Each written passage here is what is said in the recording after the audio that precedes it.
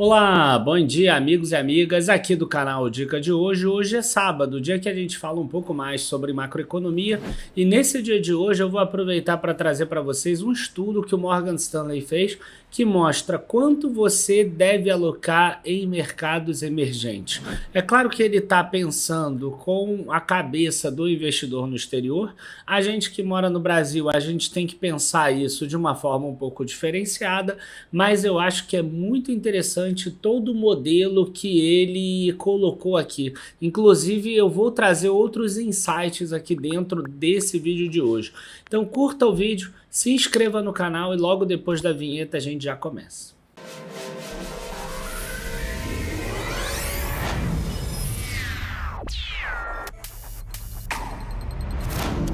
Bom, pessoal, antes da gente começar, eu queria aproveitar para fazer uma pausa aqui e falar uma história que eu acho que é bacana, que é o seguinte: eu recebi esse paper lá no Instagram de um menino chamado Nilson, que ele acabou fazendo um comentário dentro de um post que eu fiz foi o vídeo de quarta-feira sobre alocação estrutural, e aí ele falou que a melhor quantidade de se investir em emerging markets, em mercados emergentes, é 27%. Aí eu falei para ele numa boa, né? Você deveria mostrar a base, a fonte, etc.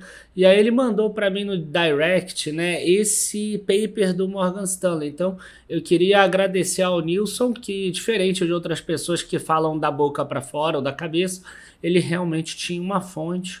E é muito interessante, estou aproveitando até para trazer essa fonte aqui para que vocês possam ver esse estudo que eu achei bastante interessante, tá? Então, vamos lá, vamos começar aqui, ó. Quanto você deve ter de alocação nos mercados emergentes? O Brasil ele faz parte dos mercados emergentes, né? Então, o que eles falam aqui, né? Que esse estudo aqui, na verdade, ele foi de 31 de dezembro de 2020, né? Que são os dados. Ele é um estudo de 2021. Então, alguma coisa pode já ter mudado também. Isso a gente precisa ficar de olho. Tá? Então eles falam assim, até meses recentes, lá atrás em 2020 ainda, as economias emergentes tinham saído do radar depois da pior década para os retornos dos mercados emergentes. Então aqui tem uma tabela que mostra, esse display 1 aqui mostra exatamente isso, mostra os mercados emergentes, o retorno que eles tiveram das ações, né? O Equity Total Returns aqui, em dólar. E a gente vê aqui que esse é o pior, né, total que eles tiveram nas últimas décadas, isso desde 1930. Eles até falam que de 1930 a 1988, eles usam esse Global Financial Data aqui para Emerging Markets, e depois disso eles usam o próprio índice do Morgan Stanley, né, o MSCI Emerging Markets, depois de 1988, que foi quando ele foi criado. E você vê aqui, ó, que sempre teve aqui retornos em algum momento maiores, né, de emerging markets, e a gente vê aqui que essa década de 2010 é mais baixa. Aqui eu vou aproveitar para fazer um parêntese, que é o seguinte: você percebe que o Brasil também teve um retorno muito ruim. A gente viu isso no vídeo de quarta-feira, que o Brasil atingiu um ápice lá em 2008 e depois ele cai em dólar até hoje. Então eu falei, em 2023 o Brasil tem menos valor do que em 2008, né, quando a gente pega o emerging markets em dólar completo. E a gente vê isso aqui também, né? O Brasil, inclusive, andou pior do que os outros. Então, o que a gente tem aqui? A gente tem que você vai ver pessoas que vão comparar, por exemplo, o Brasil com os Estados Unidos nos últimos 5 anos, nos últimos 10 anos. E é óbvio que vai dar que o Brasil é pior. Você vai ver pessoas comparando o Brasil com o CDI, o Brasil com o IPCA, o Brasil com a poupança. Em alguns momentos, em algumas janelas, o Brasil vai ser pior. Por quê? Porque a gente teve a pior década. Se você acredita que os emerging markets vão continuar com a pior década ao longo de todas as próximas décadas, você pode estar certo de você não querer investir em bolsa. Se você acredita que vai voltar para a normalidade, eu não estou nem falando que vai ter uma década igual a que é de 70 ou a de 80. Eu estou falando voltar para a normalidade, que seria mais ou menos aqui, ó. tá? Se você acredita isso, você vai fazer bem de investir em emerging markets, tá? Aí ele ainda coloca assim, né? Quais são as formas que a gente deveria pensar investindo no mercados emergentes? E uma das formas é você investir no PIB de cada país. Então, o que eles fizeram? Eles pegaram o índice MSCI Emerging Markets e tiraram o PIB de cada país. E depois pegaram o PIB mundial. E aí eles fizeram esse gráfico aqui que é muito bacana. E a gente vê que os países emergentes estão crescendo ao longo do tempo, né? Então a gente percebe aqui que os países emergentes em 2020 eles já representavam 39% do PIB mundial. E a tendência era de alta desse número aqui.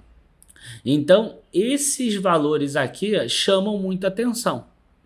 Só que, por outro lado, eles falam o seguinte, mas, primeiro, os países emergentes, diferente dos países desenvolvidos igual os Estados Unidos, eles têm muitas ações que são com controladores, que não têm tanta liquidez, enquanto isso, os mercados desenvolvidos, a maioria das empresas são capital pulverizado, as maiores são, né? Você não vai ver assim, sei lá, o Zuckerberg com mais de 50% do Facebook porque ele não quer que alguém tome o controle dele de forma hostil, por exemplo. Ou a mesma coisa do Google, você vai ver que é capital pulverizado, né? Então, outro motivo também é o seguinte, você tem hoje uma Apple, um Google, um Facebook, uma Microsoft, até própria uma Disney, por exemplo, que ela consegue roubar, entre aspas, parte desse produto interno bruto dos países emergentes. É claro que você tem empresas dos países emergentes que também roubam PIB lá dos Estados Unidos e de outros países desenvolvidos. Então, tipo, você tem uma JBS, por exemplo, que tem fábrica nos Estados Unidos, você tem uma Gerdau também.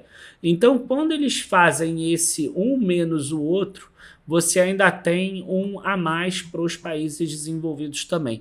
E eles fazem esse cálculo todo aqui, né? Eles fazem o cálculo como?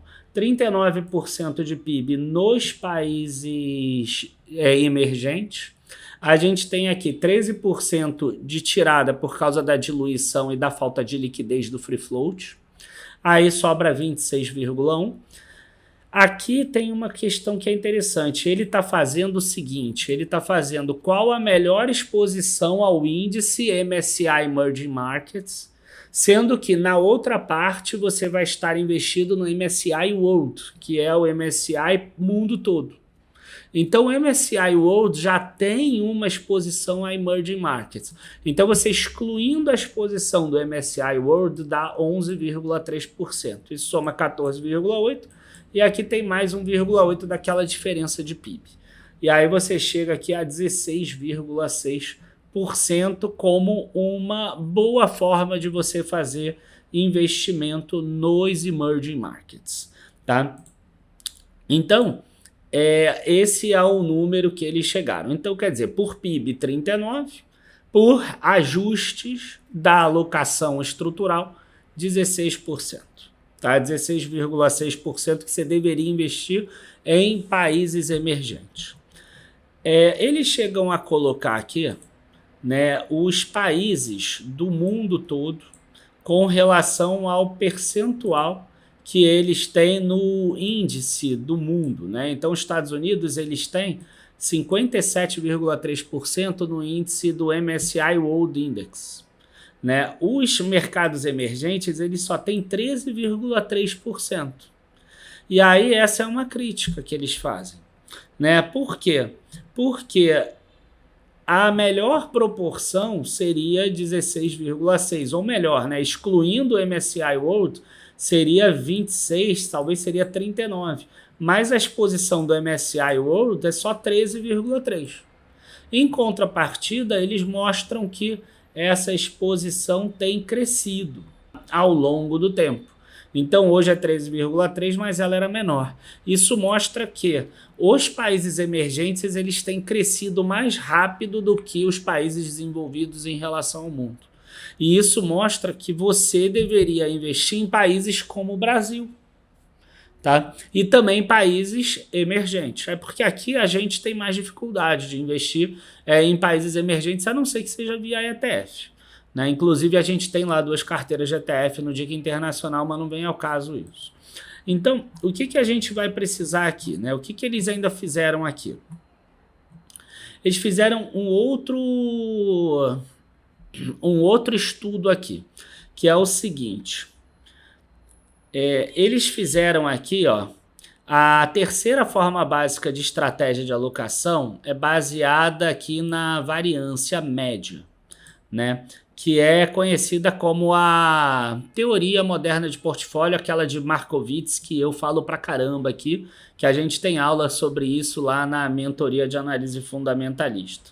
Então, usando essa teoria, tá, o valor ótimo para se investir, que você vai ter a melhor relação risco-retorno, que é o que eles chamam de ratio aqui, né, que é a melhor relação, é o melhor rácio para quem for português de Portugal, você vai chegar em 27% se você usar o MSCI World.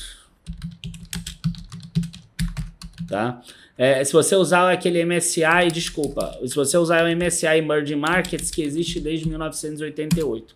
Então você chega numa proporção de melhor relação risco-retorno, 27% Emerging Markets e 73% DM, Developed Market, tá? Que são os países desenvolvidos. Então países emergentes, países desenvolvidos nessa proporção aqui. E aí eles pensaram o quê? Eles pensaram assim, poxa, mas esse que vai desde 1988, ele vai ter problema. Por quê? Porque a gente está pegando o período depois da bolha das .com e essa década que ficou muito ruim. Então aquele período da bolha das .com foi 2000 para baixo, que países emergentes caíram muito. Vocês podem ver aí que o Brasil em 2000, 2001, 2002, ele caiu muito. E depois essa década que foi aquela década perdida, que foi a pior de todas. Então, eles imaginavam que poderia ter aqui alguma diferença. Por outro lado, tiveram décadas muito boas, né? Tiveram décadas ali, igual a de 2000, que teve um crescimento muito grande do boom das commodities, que os países emergentes eles se deram muito bem. Tá? Então, o que aconteceu? Eles pegaram desde aquele de 1930, que é aquele outro indicador que eu falei no início do vídeo, eu esqueci o nome, e aí eles calcularam por esse outro indicador. E por esse outro indicador, a gente vê que o valor ótimo aqui é até maior, 37% para os emerging markets. O ratio aqui ficou um pouco maior, tá? Ficou para 0,69, então é uma carteira um pouco mais volátil, mas mostra um percentual ótimo maior aqui. Aqui mostra a tua proporção de retorno. Né? Então, se você tivesse 50%, por exemplo, em emerging market, você teria essa alocação aqui com esse ratio aqui, que é muito parecido, 0,68 ao invés de 0,69, né, de relação risco-retorno. Não é algo tão ruim assim, né? Então, esse é o grande ponto. O que acontece com a maioria das pessoas? A maioria das pessoas, elas investem tipo 20% no exterior e 80% no Brasil. Então, elas têm um ratio mais ou menos por aqui, tá? 0,60. Cara, isso vai trazer tanto prejuízo assim para ela? Não, até porque ela mora no Brasil e ela morando no Brasil, ela vai ter custos em reais e etc. E se tiver uma alta muito forte da bolsa aqui, ou se tiver uma alta da inflação aqui, é bom que você esteja dentro daquele mercado, né, de alguma forma. Então, a gente tem aqui as possibilidades, o que foi calculado. Os cálculos aqui de aproximações aceitáveis ficam entre 13% e 39%. E aí o que eles chegaram à conclusão? Que lá no exterior, as alocações que eram sugeridas de emerging markets eram todas menores. Né? A alocação sugerida do Morningstar era 7%, da EPFR era 6%, da Investment era 8%, enquanto os dados demonstravam que deveria ser um número entre 13% e 39%. né? E por que isso? Porque as pessoas, mesmo os profissionais, elas têm aquele viés de aproximação, aquele viés de proximidade. E o que é a proximidade nesse momento? A proximidade nesse momento é que os países emergentes andaram muito mal. E quem andou bem? Os Estados Unidos e os países que investiram em empresas tech, porque foi isso que andou na década de 2010. Né? Então, você acredita que o mundo vai repetir o passado e aí você investe de novo em países desenvolvidos, quando agora é uma outra década e talvez o ciclo se desfaça, talvez venha um novo ciclo de commodities, talvez esses países que deixaram um pouco para trás na década de 2010, depois da pandemia, eles vão ter que acelerar, por exemplo, essa transformação digital. E aí eles acabam crescendo, por exemplo, mais do que os outros. E aí, provavelmente, se tiver de novo um boom e os emerging markets crescerem muito, talvez a gente vai ver essas mesmas empresas recomendando um percentual maior do que esse 39 aqui, que é o que a gente espera. Por quê? Porque aí a proximidade vai ser um emerging markets melhor do que o developed markets, que são os mercados desenvolvidos. Tá? Eu gostei muito desse paper, queria agradecer de novo ao Nilson e mostrar como esse material todo, né, de alocação estrutural, ele é calculado, ele é estudado, ele é contabilizado no mundo todo. Tá? Diversos cálculos são feitos. A gente viu, inclusive, aqui sobre a teoria de Markowitz, que foi um vencedor, por exemplo, de prêmio Nobel. E a gente percebe como é importante você ter uma carteira bem estruturada. E você percebe aqui, né, que até mesmo no exterior você tem isso. A gente viu que os países emergentes eles estão crescendo em relação ao restante do mundo, então, e eles passaram por uma década muito ruim. De forma cíclica, faz sentido você investir no Brasil. Só que também de forma de alocação estrutural não faz sentido você investir só no Brasil. Então, é mais ou menos a mesma conclusão que a gente chegou quando? No vídeo lá de quarta-feira, que você deve ter alocação em diversas classes de ativos. Tá? E aí, eu queria aproveitar para chamar vocês sempre para os fechamentos de mercado de segunda-feira às 6 horas e para sexta-feira, meio-dia, no almoço com a Carol. Que aí esse é o assunto que a gente trata. A gente vê que tem muito assunto na internet, qual a melhor ação do momento. O que é melhor, investir em ações ou fundos imobiliários? Investir no Brasil ou no exterior? Quando, na verdade, a melhor forma é uma combinação de todas. Só que isso aqui, você estudar isso dá trabalho. Então é muito mais fácil você pegar e dar opinião do que é melhor, fundos imobiliários ou ações. Você pega uma punhado de indicadores, você compara eles e fala, agora é melhor ações, agora é melhor fundos imobiliários, agora é melhor exterior, agora é melhor Brasil. Entendeu? Ou você pega lá o histórico, nos últimos 10 anos o exterior foi melhor do que ações, do que Brasil, vamos investir no exterior. Tá? Quando na verdade o melhor é um portfólio ótimo que vai ter os dois. Tá? Enfim, espero que vocês tenham gostado desse vídeo de hoje. Abraços, bons investimentos. E dentro desses fechamentos de mercado e almoço com a Carol, vocês vão ver que tem ali uma live secreta que vai ser no Zoom. Então é importante que vocês se inscrevam. Tá? Eu vou ver se vai ter o link aqui na descrição, mas se não tiver, vai lá no fechamento de mercado na segunda-feira que a gente vai disponibilizar lá embaixo.